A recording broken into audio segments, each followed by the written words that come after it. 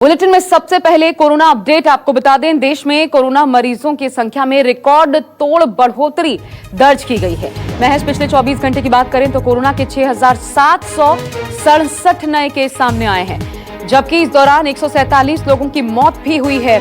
वहीं मरीजों का आंकड़ा ऐसे में बढ़कर 1,31,868 पहुंच गया है। अब तक 3,867 लोगों की मौत हो चुकी है। साथ ही 54,000 से ज्यादा लोग ठीक भी हुए हैं। कल आपको याद होगा एक दिन में 6,654 केसेस सामने आए थे और अब देखिए एक दिन में रिकॉर्ड तोड़ बढ़ोतरी हुई है। 6,700 से ज्यादा केसेस एक दिन में सामने आ चुके हैं। और देश भर में क्या स्थिति है देखिए, कुल मामले 1,31,868, जबकि 73,560 एक्टिव केसेस हैं। अब तक 38,067 लोगों की मौत हो चुकी है। 3,867 लोगों की मौत हो चुकी है। वहीं 54,440 लोग ठीक भी हुए। हम सीधा रुख करते हैं। पल्लवी झा मेरे साथ, मेरे सहयोगी जुड़ गई हैं। पल्लवी, ये डराने वाली स्थिति है क्योंकि तमाम सहूलियतें अब और ज्यादा रियायतें मिल रही हैं और रिकॉर्ड तोड़ मामले सामने आ रहे हैं। इस पर पक्ष क्या है सरकार का? ये कंट्रोल कैसे होगा?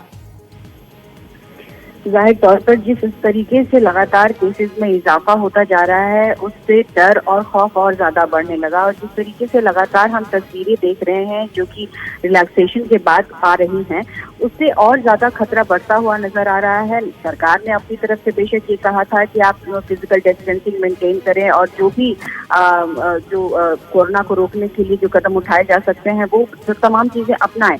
लेकिन जो तस्वीरें आप लगातार अलग अलग राज्यों से देख रही हैं, अलग अलग जो प्रवासी मजदूर हैं उनकी आ रही हैं, वो इतनी चौंकाने वाले और इतने डराने वाले हैं कि उससे स्थिति नियंत्रण में नहीं होगी, ये तो साफ तौर पर नजर आ रहा है और भयावह स्थिति हो जाएगी।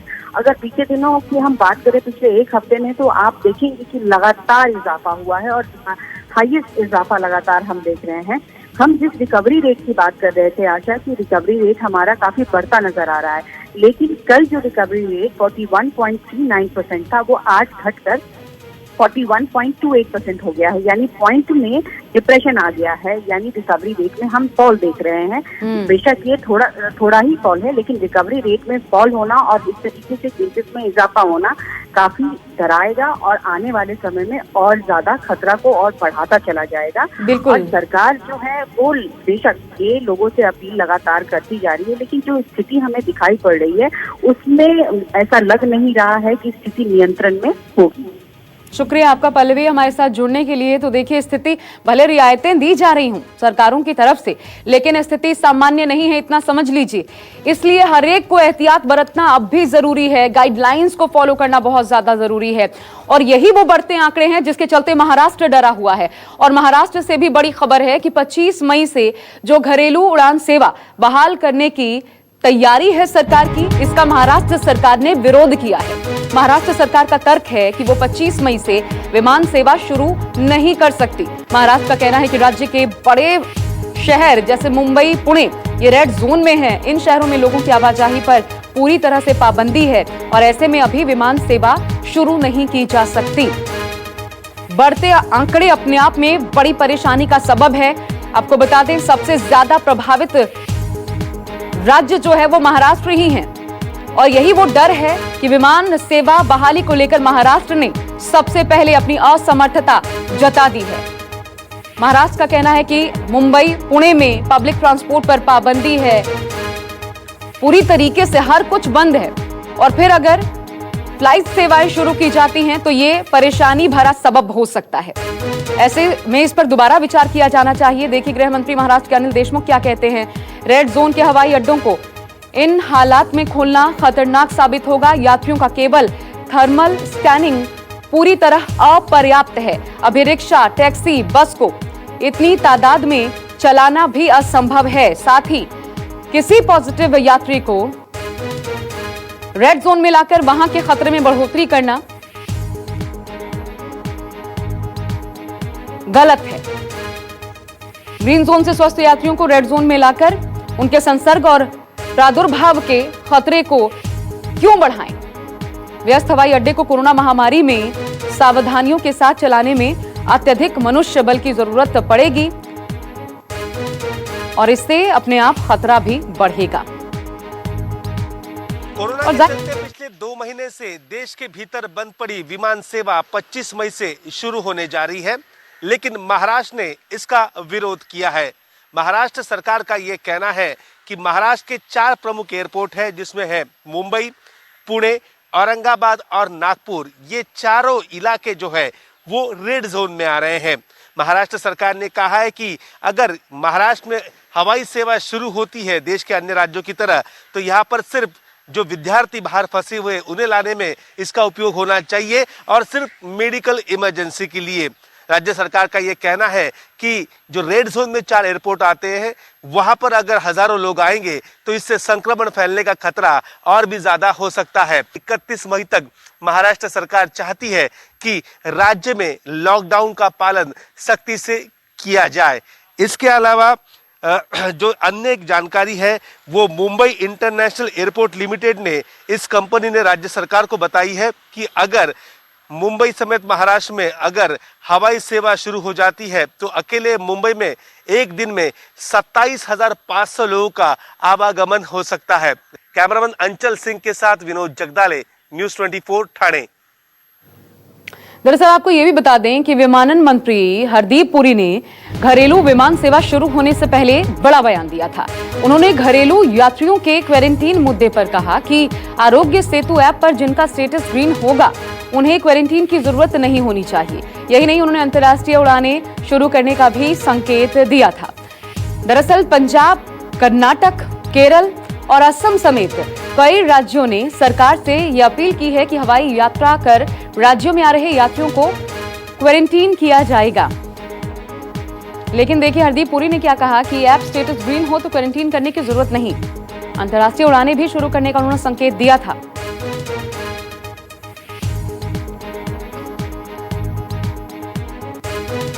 और मेरे साथ मेरे 3 सहयोगी इस वक्त जुड़ रहे हैं। दिल्ली से मनीष कुमार मेरे साथ जुड़े हुए हैं। इसके अलावा विनोद जगदाले मुंबई से जुड़ेंगे। साथ ही हमारे साथ पंजाब का भी रुख करेंगे, विशाल इंग्रीश वहां से होंगे। लेकिन पहले दिल्ली का रुख कर लेते हैं। मनीष है मेरे साथ यहां से।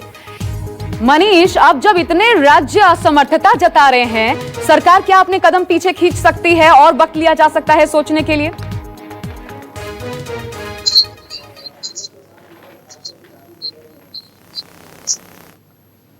और जिस समय आपको ध्यान होगा कि डोमेस्टिक जो घरेलू विमान है उसको शुरू करने का जो ऐलान किया गया था नागरिक उड्डयन मंत्री की तरफ से, उनसे ये सवाल भी पूछा गया था कि क्या राज्य जो है सभी सहमति है, तो उन्होंने कहा कि सबसे राय विचार कर मशवरा कर ये फैसला लिया गया है और लगातार राज्यों से इस बाबत बात की गई है। अब जायका पर महाराष्ट्र का रुख अलग है, छत्तीसगढ़ का रुख भी अलग नजर आ रहा, वो भी इसके पक्ष में नहीं है। तो जाहिर तौर पर अब देखना होगा, क्योंकि आपको पता है आशा, बुकिंग शुरू हो चुकी है, कई एयरलाइंस ने बुकिंग भी ले ली है। अब जाहिर तौर पर यात्रियों को एक अलग समस्या खड़ी ये होगी कि जिन्होंने बुकिंग ले ली है वो आखिरकार क्या करेंगे। इस तरह की असमंजस की स्थिति अब पैदा हो गई है।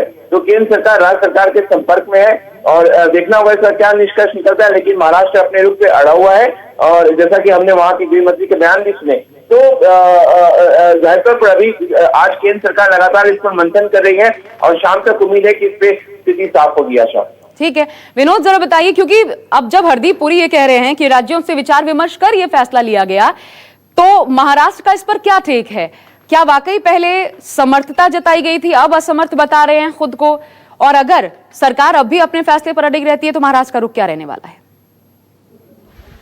देखिए, महाराष्ट्र सरकार का ये कहना है कि इतना बड़ा जब फैसला लिया जाता है कि देश के भीतर में विमान सेवा जब शुरू करनी है, तब उस राज्य के गृह मंत्री हो या अन्य मंत्री हो, इनसे बात की जाती है। लेकिन हरदीप सिंह पुरी जो नागरिक उड्डयन मंत्री है, उन्होंने जो फैसला लिया है वो अपने आप में फैसला लिया है। उनका ये कहना है महाराष्ट्र सरकार का कि उन्हें राज्य सरकार के किसी भी मंत्री से या फिर किसी भी अधिकारी से कोई बात नहीं की और अपने आप में ये फैसला ले लिया कि विमान सेवाएं 25 24 तारीख से शुरू होगी। राज्य सरकार का ये कहना है कि जो एयरपोर्ट महाराष्ट्र सरकार के कार्यरत है महाराष्ट्र राज्य के अंदर, वो 4 एयरपोर्ट 4 बड़े महानगरों में आते हैं और ये चारों एयरपोर्ट जिन इलाके में आते हैं वहां पर रेड जोन है। इसके अलावा महाराष्ट्र सरकार का ये कहना है कि अगर मुंबई में रोजाना 27,500 पैसेंजर या 28,000 रोजाना पैसेंजर आते हैं तो उनको कहाँ रखा जाएगा, उन्हें क्या क्वारंटीन किया जाएगा, उनका डेटा कहाँ रहेगा, वो कहाँ से आए हैं, वो रेड जोन से आए हैं क्या, वो पहले क्वारंटीन थे क्या वो पहले पीड़ित थे क्या, कोरोना से पीड़ित थे क्या, इसकी जानकारी आखिरकार देगा कौन। इस समय महाराष्ट्र सबसे बुरे हालात से गुजर रहा है और ऐसे हालात में अगर एयरपोर्ट की सेवा शुरू की जाती है, विमान की सेवा शुरू की जाती है, तो कहीं ना कहीं दिक्कत राज्य को जरूर होगी। अब जब हमने अभी थोड़ी देर पहले कई अधिकारियों से पूछा कि महाराष्ट्र सरकार का क्या कहना है, अगर कल से फ्लाइट शुरू हो जाती है, दिल्ली से कुछ लोग मुंबई उतरते हैं तो उनका क्या होगा, उनको क्या शहर में आने दिया जाएगा, तब ये अधिकारी यही कह रहे हैं। इसका जवाब आपको हरदीप सिंह पुरी ही दे पाएंगे क्योंकि उनका अकेले का वह फैसला है। राज्य सरकार के किसी भी बाशिंदे से उन्होंने बात नहीं की थी इतना बड़ा फैसला लेने से पहले। बिल्कुल, और जब गाइडलाइन में ये भी है कि राज्यों को एक छूट दी गई है कि आप अगर चाहें तो पाबंदियां बढ़ा सकते हैं, तो फिर शायद केंद्र सरकार को इस पर कदम पीछे खींचना ही पड़े। पंजाब का क्या कहना है विशाल? पंजाब के मुख्यमंत्री कैप्टन अमरिंदर सिंह ने साफ कर दिया था कि चाहे कोई भी व्यक्ति पंजाब की सीमा में एंटर करता है तो उसको 14 दिन का क्वारंटाइन रखा भी जाएगा।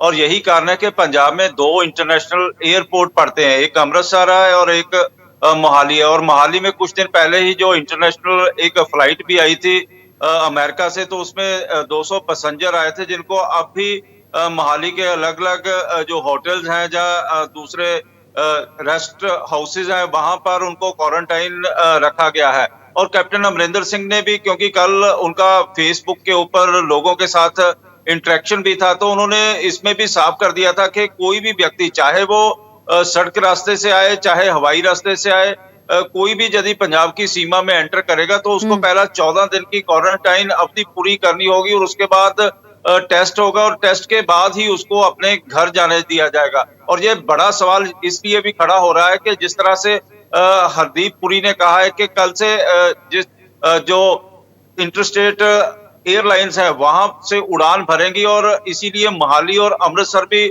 लोगों की यदि बुकिंग हुई तो वो भी आएंगे, लेकिन इससे आने के बाद उनको 14 दिन की क्वारंटाइन में रखा जाएगा या नहीं रखा जाएगा, ये सबसे बड़ा सवाल पैदा हो गया। क्योंकि हजारों की तादाद में पंजाब में भी और अमृतसर में भी जो लोग हैं, चाहे वो अलग अलग स्थानों को जाने वाले पैसेंजर हैं, वो आते भी हैं।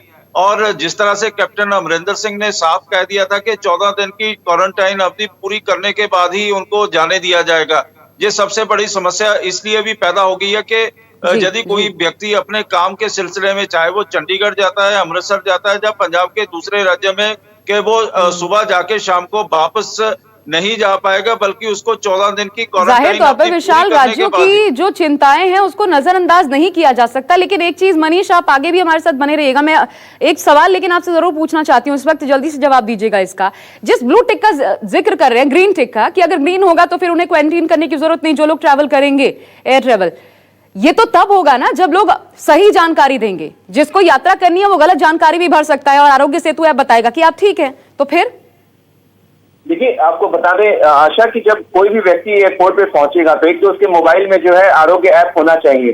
जैसे ही आरोग्य ऐप में वेरिफिकेशन के जरिए ब्लू टिक, ग्रीन टिक अगर उसमें आएगा, यानी कि वो संक्रमित नहीं है। साथ ही साथ जो लोग ऐप के जरिए अपना वेरिफिकेशन नहीं कराएंगे उनको एक फॉर्म भरना होगा और वहां पे हर एयरपोर्ट पे सरकार ने पूरी व्यवस्था, एयरपोर्ट अथॉरिटी चाहे उस एयरपोर्ट की जो भी सवाल वही है, एसिम्प्टोमेटिक केसेस का आप क्या करेंगे? क्योंकि उनसे, मानिए कोई एसिम्प्टोमेटिक है, फिर उनसे दूसरे में फैलता है, वो इतना इम्यून हो, मजबूती उसकी इम्यून की इतनी हो कि वो लड़ जाए कोरोना से, ये तो अपने आप में सोचने वाली बात है। बहरहाल आज का वक्त है, क्या करती हैं सरकारें ये देखना होगा। मनीष, आप बने रहिएगा। विनोद, आपका शुक्रिया। विशाल, आपका शुक्रिया हमारे साथ जुड़ने के लिए। और देखिए, उड़ानों को लेकर के अभी रुख साफ नहीं है, लेकिन आज ही फैसला करना होगा कि आगे सरकार इसको लेकर क्या नए प्रावधान करती है या फिर फिलहाल के लिए रोक दी जाती है एयर ट्रैवल को। हम आपको विस्तार से आगे जानकारी देंगे जो भी फैसला सामने आता है।